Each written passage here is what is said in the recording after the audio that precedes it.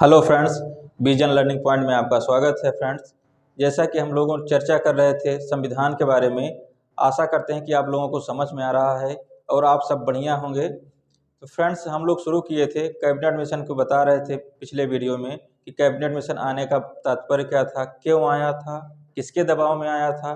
Cabinet mission की हम लोग पूरा चर्चा किए थे। आप लोग उस वीडियो से लिंक करने के लिए आपको पिछला वीडियो देखना पड़ेगा।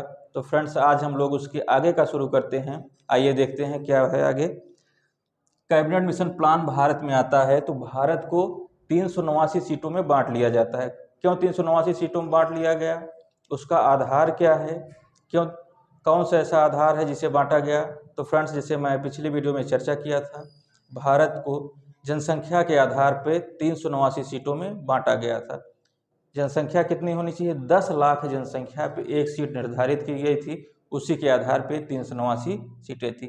हम देखे थे फ्रेंड्स, 389 में 292 प्लस 4 सीटें ब्रिटिश भारत की थी। 93 सीटें जो थी देशी रियासतों की थी।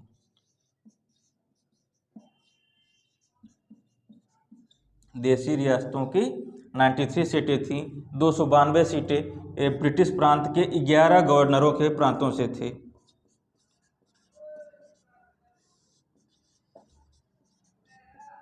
ग्यारह गवर्नर के प्रांतों से 292 सीट थी। ये जो 4 सीट थी फ्रेंड्स, मुख्य आयुक्तों के प्रांतों से थी। किसके प्रांत से, मुख्य आयुक्तों के प्रांतों से थी।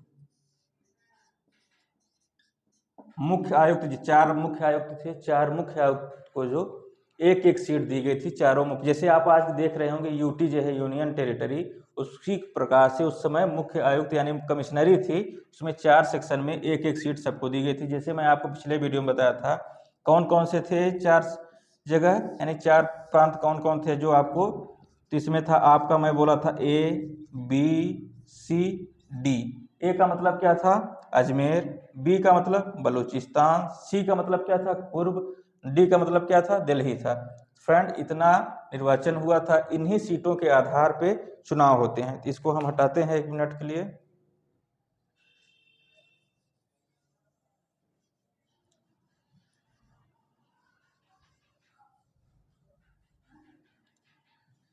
संविधान सभा का फ्रेंड्स जो चुनाव होता है जुलाई अगस्त 1946 में होता है। इन्हीं 389 सीटों पर होता है। तो हम एक बार देखते हैं चुनाव जुलाई अगस्त 1946। जुलाई अगस्त 1946 में संविधान सभा का चुनाव होता है। कितनी सीटों पर फ्रेंड्स होता है, 389 सीटों पर चुनाव होता है। इन 389 सीटों पर 2 सेक्शन बांटा गया था। 93 देशी रियासतें थीं। रियासतें था 292 प्लस 4, 296 सीटें आपकी थी ब्रिटिश भारत की। इन चुनाव में देखा गया कि जो देशी रियासतें थीं, इनका चुनाव कैसा हुआ, ब्रिटिश भारत का चुनाव कैसे हुआ। तो हम आपको बताते हैं चुनाव 2 प्रकार से हुआ था। जो देशी रियासतें थी, इनको इन्हीं के राजाओं के द्वारा मनोनीत सदस्यों को भेजना था। मनोनीत सदस्यों को भेजना था। जो आपका ब्रिटिश भारत वाला ये 296 सीटें जो थी, इनको 2 आधारों पे चुनना था। पहला आधार था अप्रत्यक्ष चुनाव के माध्यम से, अप्रत्यक्ष चुनाव के माध्यम से। दूसरा था एकल संक्रमणी मत पद्धति, एकल संक्रमणी मत।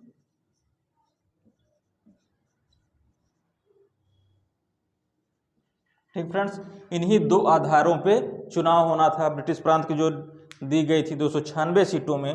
तो अप्रत्यक्ष चुनाव कैसे होता है, अप्रत्यक्ष चुनाव का मतलब है कि जो संविधान सभा के सदस्य 389 में जिसमें चुनाव होना था, उन सदस्यों का डायरेक्ट चुनाव नहीं हुआ था। जो प्रांत उस समय हुआ करते थे, प्रांत के सदस्यों द्वारा 389 सीटें जो थी उनमें चुनाव किया जाना था। तो ब्रिटिश प्रांत की जो आपकी 296 सीटें टोटल थी, इनका चुनाव हुआ था अप्रत्यक्ष रूप से। आपके एग्जाम में कई बार प्रश्न पूछा गया है कि चुनाव कैसे हुआ था, प्रत्यक्ष रूप से का अप्रत्यक्ष रूप से। तो हम क्या बताएंगे, चुनाव हुआ था प्रत्यक्ष रूप से। एक क्वेश्चन बनता है।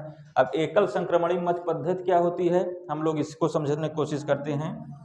एकल संक्रमणीय मत पद्धति क्या होती है, अगर हम मान लें किसी निर्वाचन पार्टी को, इस समय वर्तमान में चुनाव भी चल रहे हैं, तो हम अगर देखते हैं, मान लीजिए बीजेपी है, एएसपी है, बीएसपी है।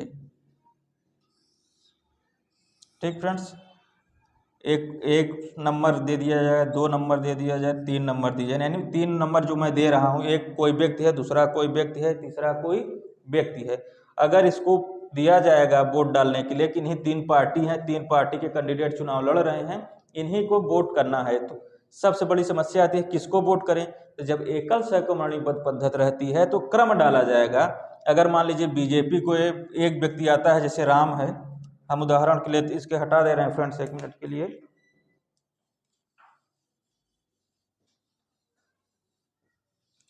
राम के एक सिंपल नाम लेते हैं, नहीं तो भगवान की बात फिर चर्चा अदर हो जाएगी। मान लीजिए मोहन कोई व्यक्ति है, मोहन वोट डालने जाता है, तो उसके पास 3 ऑप्शन हैं, बीजेपी, एसपी और बीएसपी। बीजेपी, एसपी और बीएसपी वोट कैसे करना है। अगर एक तो उसके पास प्रोसेस होता, केवल एक वोट डालना होता, यानी एकल संक्रमणीय मत पद्धति नहीं होती। जैसे आप लोग आज जमाने में चुनाव देखे हैं, जैसे अपने लोकसभा का होता है, उसमें क्या है, आपको केवल एक बटन दबानी पड़ती है। उसी प्रकार से ऐसा नहीं है, एकल संक्रमणीय मत पद्धति में एक व्यक्ति आएगा, मोहन वोट करेगा, 1 नंबर पे बीजेपी को देगा, दूसरे नंबर पे बीएसपी को देगा, तीसरे नंबर पे अगर दे रहा है बीएसपी को, तो होगा क्या कि इस व्यक्ति को तीनों क्रम के आधार पे वोट दिया है, तो इसकी जब वोटों की गणना होगी तो तीनों वोटों की गणना होगी। हमें ऐसा अनुभव हो रहा है कि आप लोगों को समझ में आ गया होगा कि एकल संक्रमणीय मत पद्धति क्या होता है। तो हम आगे बढ़ते हैं।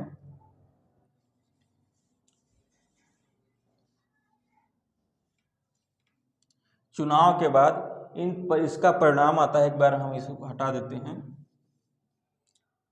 परिणाम चुनाव का आता है।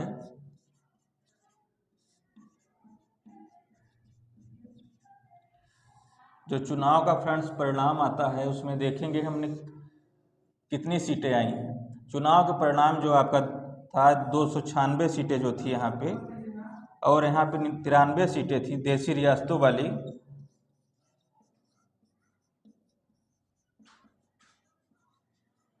देशी रियासतों की क्या है, कई राजा अपने आप को चुनाव में शामिल नहीं किए, यानी मनोनीत अपने सदस्यों को नहीं किए, इस वजह से वो लोग इससे क्विट किए, तो यानी ये भर नहीं पाई।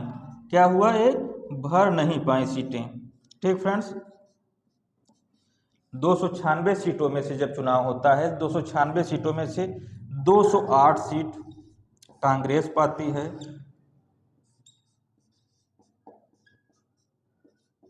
208 सीट कौन पा रहा है, कांग्रेस पा रही है। उसके बाद आपका फ्रेंड्स 73 सीटें जो थी मुस्लिम लीग पाई,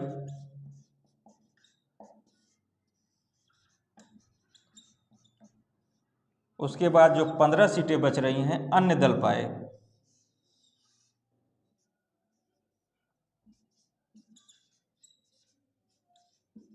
ठीक फ्रेंड्स, कहने का तात्पर्य है कि जब चुनाव परिणाम है, यानी चुनाव के रिजल्ट आते हैं, तो जब चुनाव के रिजल्ट आते हैं तो 296 सीटें जो ब्रिटिश प्रांत को दी गई थी, ब्रिटिश प्रांत वाली सीटों में से 208 सीट कांग्रेस को आई, 73 सीट मुस्लिम लीग को आई, 15 सीट अन्य दल को आई।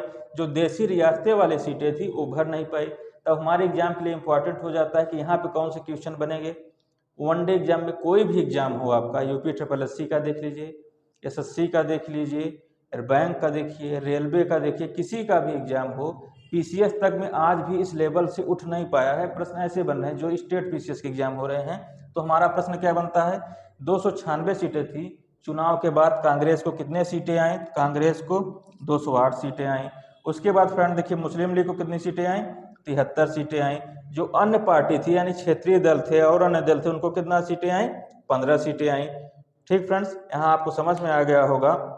ग्रेनविल ऑस्टिन कहते हैं कि जो संविधान सभा थी, संविधान सभा ही कांग्रेस है, कांग्रेस ही संविधान सभा है। फिर से एक बार मैं बताता हूँ, ग्रेनविल ऑस्टिन कहते हैं जो संविधान सभा का चुनाव हुआ था उसके बारे में कहते हैं संविधान सभा ही कांग्रेस है, कांग्रेस ही संविधान है। उस समय जितनी भी बड़ी हस्तियां थी सभी ने चुनाव में हिस्सा लिया। गांधी जी को छोड़ दिया जाए, यानी गांधी जी को हम न लें चुनाव में, यानी क्योंकि गांधी जो चुनाव नहीं लड़े थे, उसके अलावा जितनी भी बड़ी पार्टियां थीं, जितने भी बड़े शख्सियत थे उसमें सभी ने चुनाव में हिस्सा लिया। तो यहाँ तक हमें लगता है कि आपको समझ में आ गया होगा। चुनाव परिणाम जो आए थे, कितने सीटों पे आए थे? 296 सीटों पे चुनाव हुए थे, जिसमें 208 सीटें कांग्रेस, 73 मुस्लिम लीग, 15 सीटें अन्य दल पाए थे, यानी क्षेत्रीय पार्टियां जो भी थी उस समय पाई थी फ्रेंड्स। इसे हम हटाने की कोशिश करते हैं फ्रेंड्स।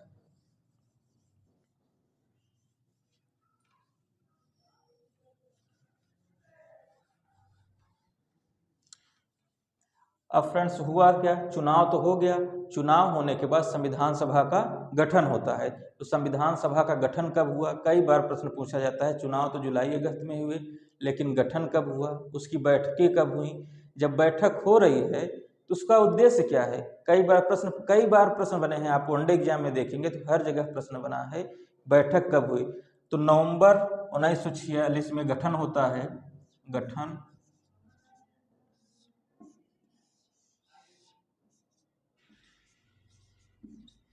नवंबर 1946 में गठन होता है। किसका गठन हो रहा है? संविधान सभा का गठन हो रहा है। फ्रेंड्स ध्यान देना है, किसका गठन हो रहा है? संविधान सभा का गठन। नवंबर 1946 में संविधान सभा का गठन हो गया। अब ये संविधान सभा का गठन तो हो गया, अब संविधान सभा कार्य कैसे करेगी? ठीक, संविधान सभा के लोग कैसे होंगे? तो हमने जैसे देखा कि संविधान सभा चुनी हुई सभा है। संविधान सभा कैसे चुनी हुई थी? प्रत्यक्ष रूप से कि अप्रत्यक्ष रूप से? तो हमने देखा अप्रत्यक्ष रूप से चुना हुआ था। अप्रत्यक्ष रूप से किस व्यक्तियों ने संविधान सभा को चुना? तो हमने देखा अप्रत्यक्ष रूप से प्रांतों के जो सदस्य थे, निर्वाचित सदस्य थे, उन्होंने संविधान सभा के सदस्यों को चुना। जो देशी रियासतें थी मित्र, देशी रियासतों से जो चुने हुए सदस्य थे मनोनीत, पूरे मनोनीत यानी कुछ सीटें खाली रह गई थी, सभी नहीं भर पाई थी। तब हम यहाँ देखेंगे संविधान सभा की बैठक कब होती है। गठन तो हो गया नवंबर 1946 में। ठीक फ्रेंड्स, तब इसका हम गठन की चर्चा करते हैं। पहला बैठक कब होती है?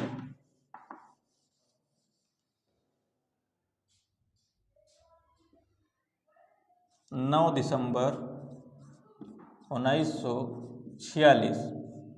9 दिसंबर 1946 को संविधान सभा की पहली बैठक होती है।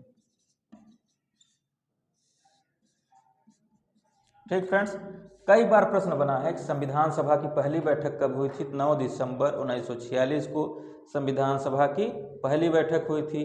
कोई सभा होती है, जब सभा बैठती है तो उसमें एक लीडर होता है, यानी लीडर जो कुछ मुद्दे होंगे उनको लीड करने की कोशिश करेगा। तो संविधान सभा थी तो उसमें सबसे बड़ी बात है जितने लोग चुने हैं थे एक साथ आ गए। अब लेकिन उसकी अध्यक्षता कौन करेगा, यह निश्चित होना जरूरी है। तो उस समय फ्रांस में जैसे होता था, फ्रांस में होता था कि सबसे वरिष्ठ सदस्य को अध्यक्ष माना जाता था, उसी प्रकार भारत में सबसे वरिष्ठ सदस्य डॉक्टर सच्चिदानंद सिन्हा थे।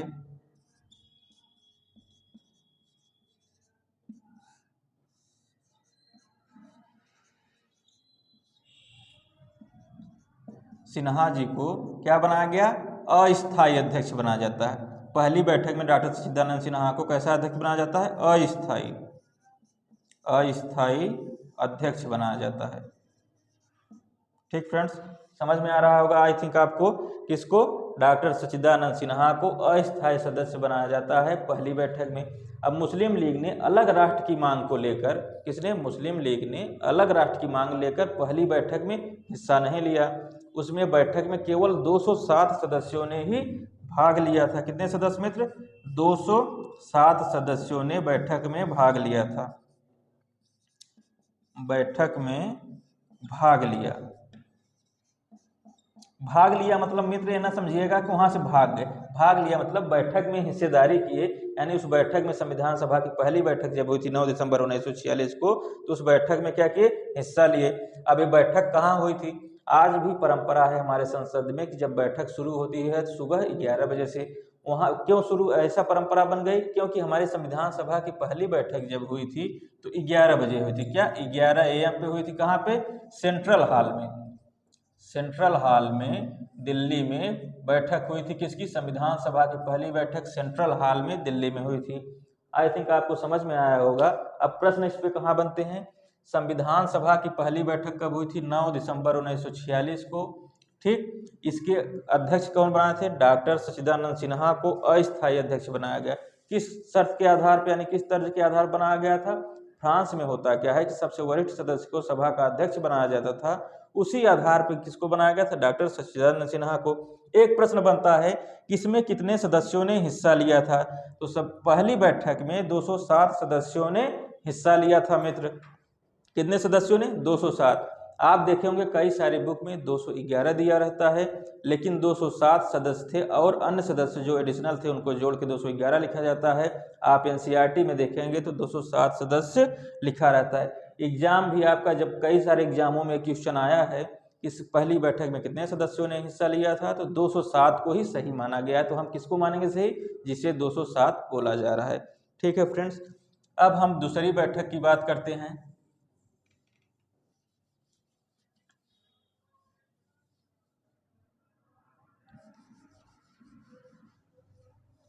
ठीक फ्रेंड्स, दूसरी बैठक जो होती है संविधान सभा की वो 11 दिसंबर 1946 को होती है। कौन सी बैठक है? दूसरी बैठक। दूसरी बैठक में ये देखा जाता है फ्रेंड्स, अभी तक तो अस्थायी अध्यक्ष कौन थे? आप लोगों ने देखा डॉक्टर सच्चिदानंद सिन्हा को अस्थायी अध्यक्ष बनाया गया था, लेकिन दूसरी बैठक में अध्यक्ष का चुनाव होता है और डॉक्टर राजेंद्र प्रसाद को स्थायी अध्यक्ष बनाया जाता है। किसको? डॉक्टर राजेंद्र प्रसाद को स्थायी अध्यक्ष। इतनी बार ये प्रश्न बना है, स्थायी अध्यक्ष किसे बनाया गया था? किसको बनाया गया था मित्र? डॉक्टर राजेंद्र प्रसाद को स्थायी अध्यक्ष बनाया गया था। अब प्रश्न बनता है इसमें उपाध्यक्ष बने हैं। कितने उपाध्यक्ष बने थे दूसरी बैठक में जो 11 दिसंबर 1946 को हुई थी? इस पे उसके बाद एक प्रश्न बनता है, जब कोई सभा बनती है तो उसे संवैधानिक सलाह देने की आवश्यकता होती है, तो संवैधानिक सलाहकार कौन था? इस पे प्रश्न बनता है। तो हम लोग देखते हैं संवैधानिक सलाहकार कौन था। संवैधानिक सलाहकार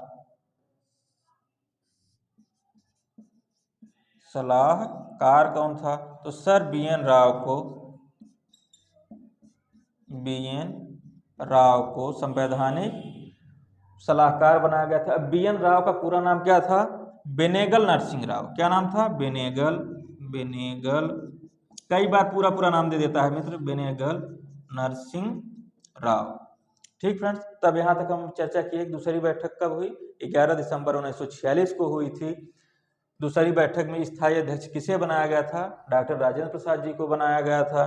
संवैधानिक सलाहकार किसे बनाया गया? तो सर बी.एन. राव को बनाया गया संवैधानिक सलाहकार। इनका पूरा नाम कई बार पूछा जाता है, बेनेगल नरसिंह राव। अब इसमें मित्र 2 उपाध्यक्ष बनाए गए थे, यही सबसे बड़ी बात है। कई किताबों में केवल एक लिखा रहता है, लेकिन कई बार एग्जामों में पूछा गया है। एस.सी. मुखर्जी जी को सभी जानते हैं बनाया गया था, लेकिन बी.टी. कृष्णामाचारी जी को कम लोग जानते हैं। कई बार प्रश्न बना है। हम देखते हैं उपाध्यक्ष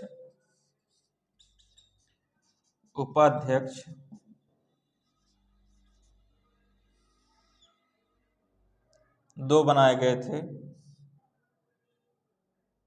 कौन? इसको 1 मिनट के लिए हम अगर हटा दें, यहाँ पे लिख दे रहे हैं, एच.सी. मुखर्जी जी को बनाया गया था। दूसरे कौन थे? बी.टी. कृष्णामाचारी जी को। ठीक फ्रेंड्स, अब कई बार नाम पूछा जाता है। एस.सी. मुखर्जी जी को कई बार नाम पूछा। इनका पूरा नाम क्या है? एस.सी. मुखर्जी क्यों कहा जा रहा है? हरेंद्र कुमार मुखर्जी इनका नाम है। ठीक फ्रेंड्स, अब यहाँ पे प्रश्न कैसे बनेंगे, हम लोग प्रश्नों की चर्चा कर लें। सबसे बड़ी बात है क्या, हम लोग पढ़ते बहुत हैं लेकिन प्रश्न क्या बन रहा है हम लोग प्रश्न नहीं देखते हैं। ठीक है फ्रेंड्स, हम लोग यहाँ प्रश्न देखते हैं। 11 दिसंबर 1946 को संविधान सभा की कौन सी बैठक होती है? दूसरी बैठक होती है। इसमें डॉक्टर राजेंद्र प्रसाद जी को स्थायी अध्यक्ष चुना जाता है। राजेंद्र प्रसाद जी को स्थायी अध्यक्ष चुना जाता है।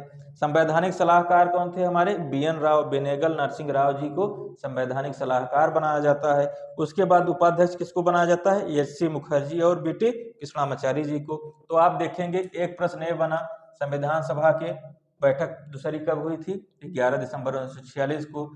स्थायी अध्यक्ष कौन बना? एक प्रश्न ये बन जाता है। अस्थायी अध्यक्ष कौन बना था? आप लोगों ने भी देखा होगा, सच्चिदानंद सिन्हा जी को बनाया गया था। संवैधानिक सलाहकार कौन है? एक प्रश्न इस पे बन जाता है। उपाध्यक्ष कौन है? दो प्रश्न इस पे बन जाते हैं। तो आप लोगों ने देखा इतने ही पॉइंट से कितने प्रश्न बने मित्र? एक प्रश्न, दो प्रश्न, तीन प्रश्न, चार और दो बन रहा है तो 5 प्रश्न। आपने देखा 11 दिसंबर 1946 को संविधान सभा की दूसरी बैठक में 5 प्रश्न बने। अब आगे हम देखते हैं अगली बैठक।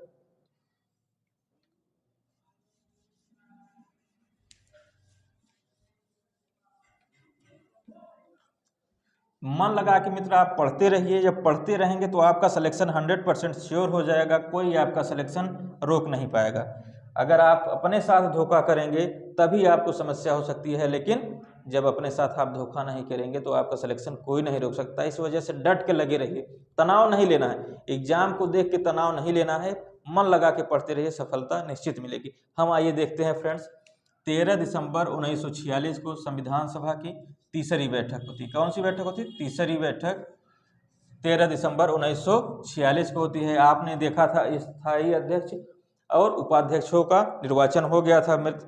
इसमें कोई भी सभा होती है तो उसका एक मोटो होना चाहिए, उसका उद्देश्य क्या है, यानी जो सभा बैठ रही है, संविधान सभा है, संविधान बनाने के लिए सभा बैठ रही है, तो संविधान सभा का उद्देश्य क्या है, तो इस उद्देश्य क्या है उस सभा का, इसी में एक उद्देश्य प्रस्ताव आता है।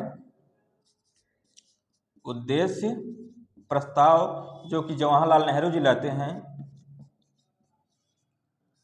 दूसरी बैठक में संविधान सभा की 13 दिसंबर 1946 को उद्देश्य प्रस्ताव JL नेहरू यानी जवाहरलाल नेहरू जी लाते हैं, जिसमें उद्देश्य प्रस्ताव में ये है कि हमारे संविधान का स्वरूप कैसा होगा, हमारे संविधान को कैसा बनाया जाएगा, एक स्ट्रक्चर जिसे आप कह सकते हैं, इस प्रस्ताव में लाया गया। फिर संविधान सभा में इसकी चर्चा होती है। चर्चा होने के बाद 22 जनवरी 1947 को, कब? 22 जनवरी 1947 को प्रस्ताव स्वीकार हो जाता है। क्या होता है? स्वीकार हो जाता है। कब होता है स्वीकार? 22 जनवरी 1947 को जो उद्देश्य प्रस्ताव जवाहरलाल नेहरू जी द्वारा लाया गया था, इसे स्वीकार कर लिया जाता है। यहाँ तक आई थिंक फ्रेंड्स आपको समझ में आया होगा। तो अभी हमने देखा कि संविधान सभा की पहली बैठक कब हुई थी? 9 दिसंबर 1946 को। दूसरी बैठक कब हुई थी? 11 दिसंबर 1946 को। तीसरी बैठक कब हुई थी? 13 दिसंबर 1946 को। आपने देखा होगा, आप देखे होंगे कोई बैठक हो रही है, यानी कोई अगर नियम बनाना होगा तो हम कौन सा नियम बनाने की बात हो रही थी संविधान सभा द्वारा? भारत के संविधान की बात। जब कोई अगर नियम कानून बनाने वाली बात होगी, अगर एक काम को 500 लोग एक साथ करेंगे तो मत में विभाजन हो सकता है। इस वजह से संविधान सभा को कई सारी समितियों में बांट दिया गया। कुछ बड़ी समितियां थीं, कुछ छोटी समितियां थीं। हमारे एग्जाम में प्रश्न आता है कौन कितनी समितियां थीं, क्या क्या थे, कितने कितने लोग थे। एक चीज हम लोग और बताएंगे, संविधान सभा में जो चुने गए थे कितनी महिला सदस्य थी, कितने पुरुष सदस्य, उसके बाद हम लोग समितियों की चर्चा करेंगे।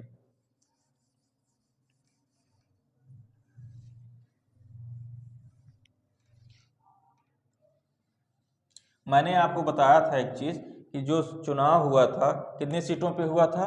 296 सीटों पे। 296 सीटों को 3 वर्गों में बांट लिया गया था। कितने वर्गों में? 3 वर्गों में बांट लिया गया था। कौन कौन से वर्ग? एक सामान्य था, सामान्य, दूसरा मुस्लिम, तीसरा वर्ग आपका क्या था? सिख। सिख को फ्रेंड्स 4 सीटें दी गई थी। सॉरी फ्रेंड्स, सामान्य को 213, मुस्लिम लीग को 79 सीटें। ठीक फ्रेंड्स, 296 सीटों पर जो चुनाव हुआ था, सामान्य को 213, सामान्य कहने का मतलब है मुस्लिम और सिख को छोड़कर। किसको? मुस्लिम और सिख को छोड़कर, मुस्लिम एवं सिख को छोड़कर, सिख को छोड़कर। ठीक फ्रेंड्स, मुस्लिम और सिख को छोड़ दिया जाए तो कितने थे? 213। मुस्लिम जहाँ पे सीटें रिजर्व सिर्फ मुस्लिम चुनाव लड़ सकते थे, 6 सीटें जहाँ पे रिजर्व थी सिर्फ 6 सीटें चुनाव लड़ सकते थे। इतना चुनाव हुआ। तो मैंने आपको बताया था कि कितने मुस्लिम लीग ने सीटें जीती थी, कितनी कांग्रेस ने, कितनी अन्य दलों ने जीती थी। अब इसमें हम एक चर्चा कर लेते हैं, अभी पॉइंट मिस हो गया था, हम चर्चा करते हैं। इसमें महिलाएं कितनी थी? 296 सीटों पे, यानी जब चुनाव हुआ था पूरा तो हमारा 379 सीटों पे चुनाव हुआ था। चुनाव होने के बाद महिलाएं इसमें कितनी हैं? महिलाएं कितनी चुनी गई थी? 15 महिलाएं चुनी गई थी। एससी यानी अनुसूचित जात के व्यक्ति कितने लोग चुने गए थे? 26 यानी 26 चुने हुए थे। एसटी यानी अनुसूचित जनजाति के लोग कितने चुने हुए थे? 33 चुने हुए थे। मित्र, कई बार प्रश्न बना हुआ है संविधान सभा में महिलाएं कितनी थी? तो 15 थी। उसके बाद मित्र आप देखेंगे अनुसूचित जाति के लोग कितने थे संविधान सभा में? 26 थे। अनुसूचित जनजाति के कितने सदस्य थे? तो 33 सदस्य। कई बार प्रश्न बना है, तो हमें इन सब प्रश्नों पे प्रश्न बनता है कि क्या महिलाएं कितनी चुनी थी? 15। एक क्वेश्चन ये बना। एससी के कितने लोग चुने गए थे? 26। एसटी के कितने लोग चुने गए थे? 33 चुने गए थे। कितने पे चुनाव हुआ था? 296 पे।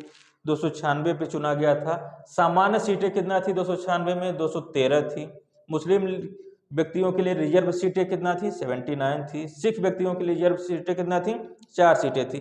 इन्हीं के आधार पर चुनाव हुए थे। चुनाव के बाद आपने देखा परिणाम उसके आए, परिणाम पे ही इतने लोगों थे। अब एक प्रश्न यहाँ छूट रहा है। प्रश्न क्या बनता है? कई बार हमारे वनडे एग्जाम में पूछा गया है, जो 15 महिला सदस्य चुनी गई थी उसमें से मुस्लिम महिला कौन थी? तो हम यहाँ देखते हैं 15 जो सदस्य चुनी गई थी महिला, उसमें मुस्लिम महिला कौन थी? बेगम एजाज रसूल। बेगम एजाज रसूल एक क्या थी? इस एक केवल महिला थी जो मुस्लिम महिला थी, संविधान सभा में चुनी गई थी।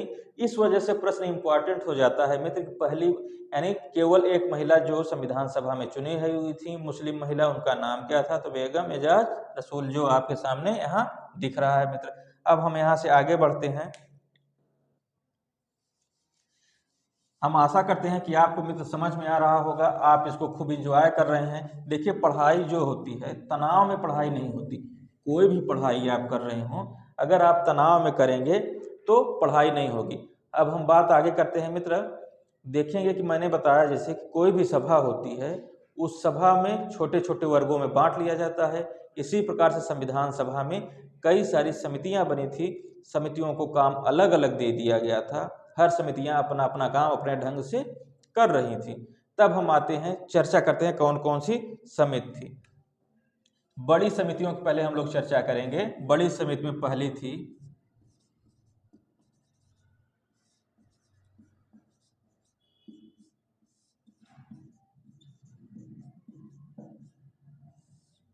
दूसरी थी संघीय संविधान समिति।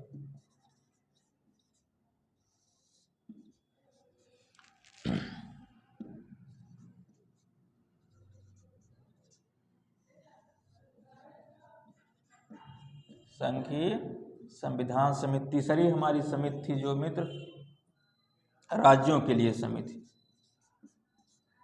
राज्यों के लिए समिति। ठीक फ्रेंड्स, ये जो समितियां थी हमारी कितनी थी? संघ शक्ति समिति, संघीय संविधान समिति तथा राज्यों के लिए समिति। इनके अध्यक्ष किसको बनाया गया था? यानी जो समिति बनाएगी, समिति कार्य करेगी, तो उसमें कोई अध्यक्ष होगा, कोई सदस्य होगा। तो जो समिति बनाई थी, इस समिति के अध्यक्ष पंडित जवाहरलाल नेहरू जी थे। कौन थे? पंडित जवाहरलाल नेहरू जी थे। कई बार एग्जाम में प्रश्न बना है समितियों से, समिति जो बनाई गई है उसके अध्यक्ष कौन हो।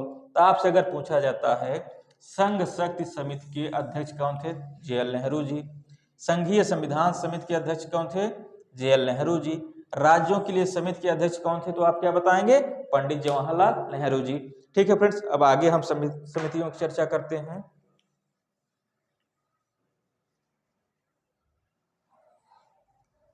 ठीक फ्रेंड्स, अब देखते हैं प्रांतीय संविधान समिति।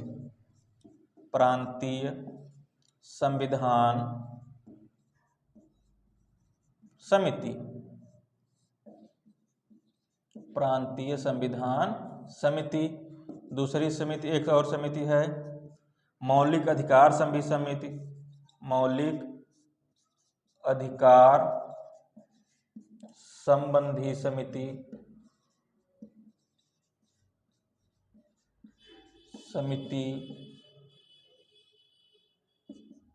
अल्पसंख्यक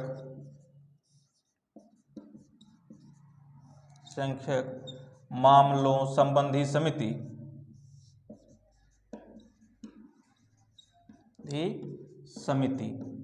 ठीक फ्रेंड्स, यानी 3 समितियों की हम यहाँ पे चर्चा कर रहे हैं।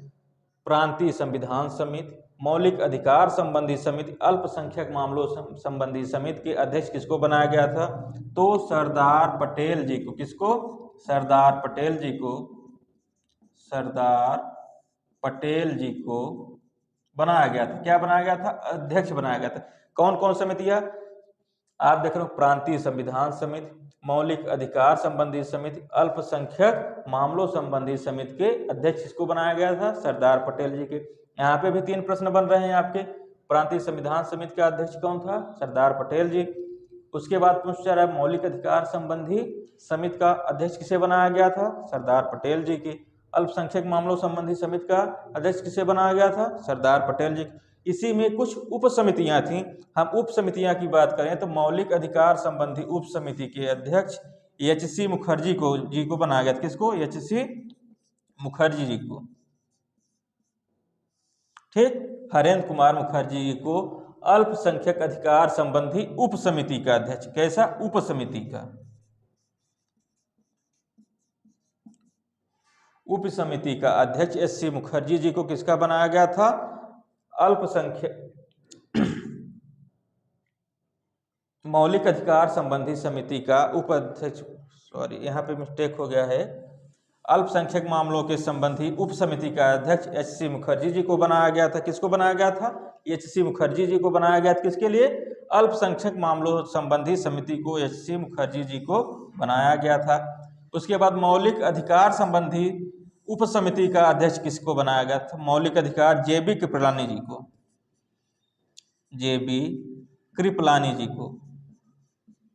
जे.बी. कृपलानी जी को क्या बनाया गया था? मौलिक अधिकार संबंधी समिति का उप समिति थी। उप समिति बनाई गई थी मौलिक अधिकार के लिए। जो समिति बनाई गई थी उसके लिए सरदार पटेल जी को अध्यक्ष बनाया गया था। मौलिक अधिकार संबंधी उप समिति जो बनाई गई थी, उप समिति का अध्यक्ष किसे बनाया गया था? जे.बी. कृपलानी जी को।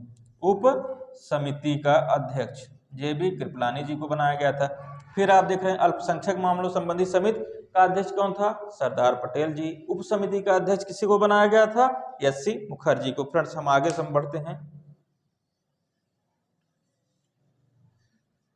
आप पॉइंट को नोट डाउन करते जाइएगा, साथ में आप लोग लाइक शेयर सब्सक्राइब करिए, जिससे कि हम लोगों को प्रोत्साहन मिले और हम लोग आपको और अच्छे अच्छे कंटेंट के साथ मिल सके। अब हम आगे समितियों की चर्चा कर सकते हैं। प्रक्रिया संबंधी समिति,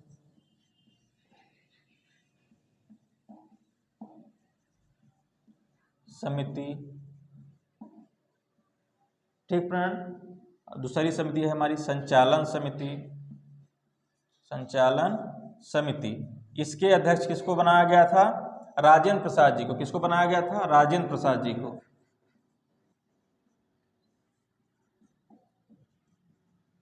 राजेंद्र प्रसाद जी को। आप लोग फ्रेंड्स देख रहे होंगे कि मैं 2-2, 3-3 समितियों का एक साथ ही अध्यक्ष लिख रहा हूं। एक साथ अगर आपके पास कलेक्टिव वे में रहेगा तो एक नाम आपको याद होगा, तीनों का नाम आसानी से याद हो जाएगा। नहीं तो एक दूसरा, एक समिति फिर अध्यक्ष, जवाहरलाल नेहरू जी के बाद फिर मैं सरदार पटेल, फिर जवाहरलाल नेहरू, ऐसे करने में आपका सीक्वेंस गड़बड़ हो सकता है। इस प्रकार से आप याद करेंगे तो काफी अच्छे ढंग से याद हो सकता है। अब इन सब में समिति में से सबसे जो आपका बार बार एग्जामों में पूछा जाता है, प्रारूप समिति। प्रारूप समिति क्या है? प्रारूप समिति क्यों बनाई गई थी? प्रारूप समिति में कितने सदस्य थे? अध्यक्ष जी को मिला के उसके अध्यक्ष कौन थे? बार बार प्रश्न पूछा गया है। यूपी SSSC का फेवरेट क्वेश्चन है, वो पूछता है प्रारूप समिति का गठन कब हुआ था। पुलिस का एग्जाम देखे होंगे, जो पुलिस का एग्जाम हुआ था इससे पिछले वाला, उसमें पूछा था प्रारूप समिति का अध्यक्ष कौन था। पीसीएस यानी स्टेट एग्जाम में कई बार, पीसीएस में, स्टेट पीसीएस में बहुत बार पूछा गया है प्रारूप समिति के बारे में। हम लोग देखते हैं ड्राफ्टिंग कमेटी यानी प्रारूप समिति क्या है। प्रारूप समिति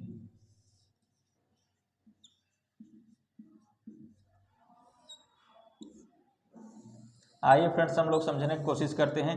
प्रारूप समिति की स्थापना कब हुई थी, यानी गठन कब हुआ था? 29 अगस्त 1947 को। अब एक प्रश्न तो हमारा हल हो गया।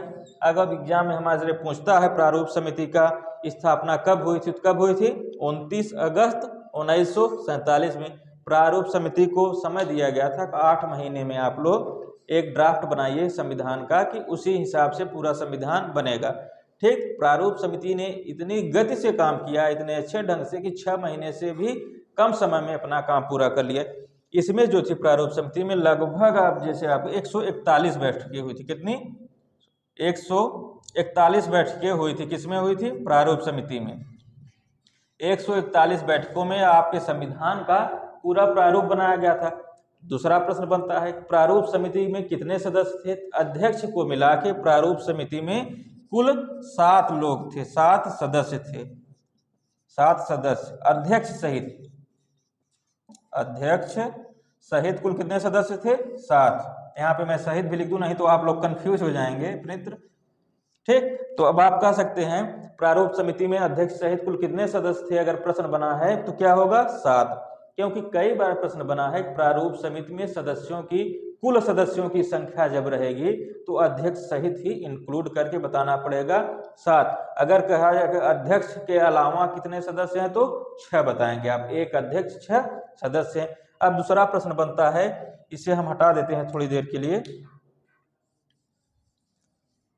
प्रारूप समिति का अध्यक्ष कौन है? तो आप लोग बहुत आसानी से जानते होंगे, डॉक्टर भीमराव अंबेडकर जी को, डॉक्टर BR अंबेडकर यानी भीमराव अंबेडकर जी को अध्यक्ष बना गया था।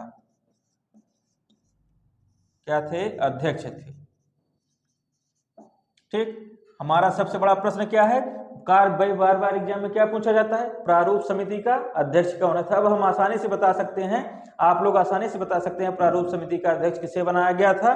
डॉक्टर BR अंबेडकर यानी भीमराव अंबेडकर जी को अध्यक्ष बनाया गया था। सदस्यों की बात हम करें तो कौन कौन से सदस्य हैं? EN गोपालास्वामी, गोपालास्वामी अयंगर जी हैं, आह्लाद कृष्ण स्वामी, आह्लाद कृष्ण स्वामी अय्यर जी हैं। ठीक फ्रेंड्स, कौन कौन? डॉक्टर BR अंबेडकर जी अध्यक्ष थे, EN गोपालास्वामी अयंगर जी, आह्लाद कृष्ण स्वामी अय्यर जी हैं, डॉक्टर KM मुंशी हैं, डॉक्टर KM मुंशी जी हैं,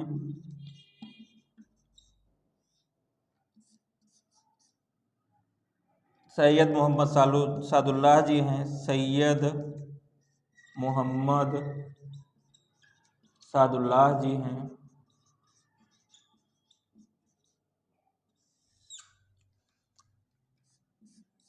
इस साइड फ्रेंड्स हम लिख दें नाम, क्योंकि यहाँ पे हो नहीं पाएगा, नीचे तो आपको दिखेगा नहीं। EN माधवराव जी हैं, EN माधवराव जी, EN माधवराव जी हैं। अगर हम नंबरिंग कर लें तो इनको हम पहला नंबर अगर दे देते हैं, डॉक्टर BR अंबेडकर जी को पहले व्यक्ति, दूसरे व्यक्ति, तीसरे व्यक्ति, चौथे व्यक्ति, पांचवें व्यक्ति, एक कौन से EN माधवराव कौन से होंगे? छठे व्यक्ति हो जाएंगे सदस्य के रूप में। EN माधवराव जी BL मित्र की जगह लिए थे। BL मित्र पहले थे सदस्य, लेकिन उनकी बीमारी के कारण BL मित्र के EN माधवराव जी संविधान सभा के प्रारूप समिति के सदस्य बनाए गए थे। किसके जगह? बार बार प्रश्न पूछा गया है, BL मित्र की जगह, BL मित्र की जगह। ठीक फ्रेंड्स, आपके एग्जाम में बार बार पूछा गया है, EN माधवराव जो बनाए गए थे किसके जगह पे प्रारूप समिति के सदस्य बनाए गए थे? EN माधवराव BL मित्र की जगह सदस्य बनाए गए थे। अगला फ्रेंड्स हम लिख रहे हैं TT कृष्णामाचार्य जी। अगले मेंबर हैं हमारे 7वें TT कृष्णामाचार्य जी। TT कृष्णामाचार्य जी अगले यानी 7वें सदस्य थे। एक इसकी जगह आए थे DP खेतान, हमारे टीम के सदस्य थे, यानी प्रारूप समिति के सदस्य थे। DP खेतान जी की मृत्यु के बाद टीटी कृष्णाचारी को प्रारूप समिति का सदस्य बनाया गया था। डीपी खेतान जी को, डीपी खेतान जी की मृत्यु हो गई थी। डीपी खेतान जी की मृत्यु के बाद टीटी कृष्णाचारी जी को प्रारूप समिति का सदस्य बनाया गया था। मित्र एक बार हम फिर से देख लेते हैं, प्रारूप समिति जो हमारी बनी थी किस लिए बनी गई थी? प्रारूप समिति हमारे संविधान के प्रारूप को बनाने के लिए बनाई गई थी। प्रारूप समिति में अध्यक्ष सहित कुल कितने सदस्य थे? 7 सदस्य थे प्रारूप समिति में हमारे। प्रारूप समिति का गठन कब हुआ था? 29 अगस्त 1947 को हुआ था। इसके अध्यक्ष कैसे, अगर हम देखें प्रश्न बनने की, प्रारूप समिति का गठन कब हुआ था तो 29 अगस्त 1947 को एक क्वेश्चन बन रहा है। अध्यक्ष कौन थे? डॉक्टर BR अम्बेडकर जी को अध्यक्ष बनाया गया था। दूसरा क्वेश्चन यहाँ पे बन रहा है। फिर इनके सदस्यों के बारे में कई बार पूछा गया है, 3-4 नाम दे देता है, उसमें एक बात पूछता है कौन इसमें प्रारूप समिति के सदस्य नहीं है मित्र। तो देखिए N गोपालास्वामी अयंगर जी हैं, अल्लाद कृष्णा स्वामी अय्यर जी भी हैं, डॉक्टर KM मुंशी जी भी हैं, सैयद मोहम्मद सादुल्लाह जी भी, ये सब प्रारूप समिति के सदस्य थे। इधर मित्र आपके 2 नाम लिखे गए हैं। N माधवराव किसके जगह आए थे? BL मित्र की जगह। टीटी कृष्णाचारी किसकी जगह आए थे? DP खेतान। N माधवराव जो आए थे, BL मित्र स्वास्थ्य कारणों से इस्तीफा दे दिए थे तो N माधवराव आ गए थे।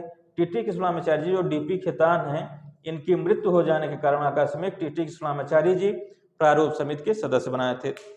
मित्र यहाँ तक हम लोगों ने देखा किसी भी संविधान सभा जो थी, संविधान सभा क्या है, संविधान सभा का गठन कैसे हुआ है। फिर हम लोगों ने देखा संविधान सभा का चुनाव कितने सीटों पे हुआ था? 296 सीटों पे जैसे आप लोगों ने देखा। उसके बाद 389 जो सीटें टोटल थी उसमें 93 सीटें देशी रियासतों को दी गई थी। क्या देशी रियासतों ने भाग लिया कि नहीं लिया? फिर आप लोग देखेंगे एक माउंटबेटन योजना आती है। जब पहली बार संविधान सभा की बैठक हुई थी 9 दिसंबर 1946 को, तो उस समय मुस्लिम लीग ने अलग राष्ट्र की मांग के आधार पर हिस्सा नहीं लिया था। किसने नहीं लिया था? मुस्लिम लीग ने अलग राष्ट्र की मांग के आधार पर हिस्सा नहीं लिया था, केवल 207 सदस्यों ने भाग लिया था। फिर आगे चल के देखिए, आपको कल बताया जाएगा अगले वीडियो में कि उसके बाद जब ये समितियां बनी, इन समितियों का काम क्या था, संविधान कब बना, कितने दिन लगे, कितना टाइम लगा। आप लोग पढ़े होंगे खूब आराम से, 2 साल 11 महीने 18 दिन लगा। कितने देशों के संविधान का अवलोकन किया गया, कौन सी कितनी पेनें खत्म हुई, सब हम आपके प्रश्नों का जवाब देंगे। मित्र हम आशा करते हैं कि आपको समझ में आया होगा। आप लोग लाइक करिए, शेयर करिए, सब्सक्राइब करिए। ठीक, सब्सक्राइब करने के बाद आप बेल आइकन बजा देंगे तो उसके बाद आपको क्या होगा? नोटिफिकेशन चला जाएगा। तो मित्र आप लोग सपोर्ट करिए हमें, हम आप लोगों के लिए 100% तब तक रहेंगे। उसके साथ साथ मैंने बताया था जैसे आपको कि ये वनडे एग्जामों के लिए है, वनडे एग्जामों के लिए आपके साथ साथ स्टेट PCS में भी काम करेगा। तो आप लोग यूपी पुलिस का एग्जाम दे रहे हो, BDO का, लेखपाल का, रेलवे का, बैंक का, किसी भी एग्जाम की आप तैयारी कर रहे हो, आपके लिए बहुत ही उपयोगी है मित्र। तो आप लोग पढ़ते रहिए। आपका धन्यवाद, थैंक यू। अगली वीडियो के साथ फिर हम मिलेंगे, जो चीज़ें छुट्टी हैं उस पर चर्चा करेंगे।